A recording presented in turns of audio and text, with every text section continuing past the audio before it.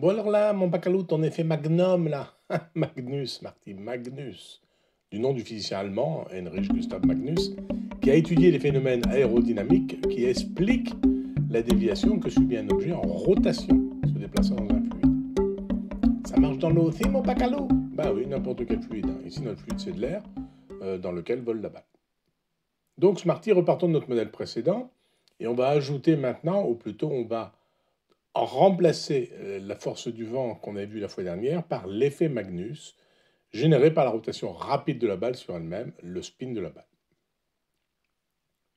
Alors tu noteras que ce spin de la balle tourne vers l'arrière de bas en haut, et c'est pour ça que ça maintient la balle plus longtemps en l'air.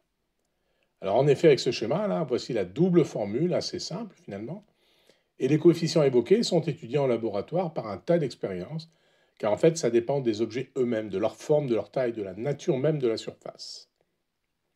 Sur le schéma F de T, qui ralentit la balle sur sa vitesse, c'est la force de traîner, ça la ralentit.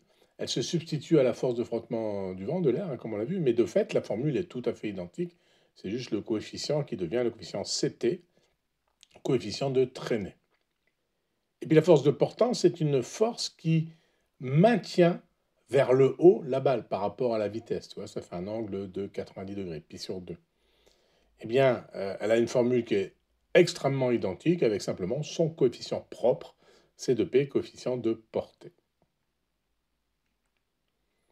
Et bien maintenant, en reportant dans notre équation 1, si je remplace la force du vent de la fois dernière par les effets Magnus, traînée et de portance, et si je projette tout ça sur les axes X et Y, ben voilà les deux nouvelles formules.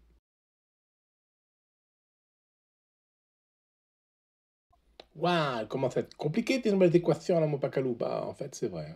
Et pour dire le vrai, mathématiquement, bah, je ne sais pas les résoudre, quoi.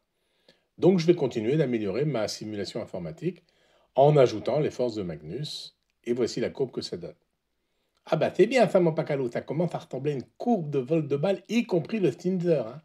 Mais alors, les effets draw, fade et tout ça, là, ah bah ça, alors là, il faudrait passer un modèle à 3 dimensions, Smarty, pour tenir compte des effets à gauche et à droite. Eh bien, pour ça, je te donne rendez-vous à la prochaine vignette où on va affiner notre modèle, encore une fois, en ajoutant l'effet Magnus, y compris avec les spins de gauche et de droite, donc les effets latéraux sur la balle. Et d'ici là, on continue ensemble de s'amuser avec nos aventures mathématico-physico-golfiques, Marty. Des hâtes, mon Pacalou, des hâtes.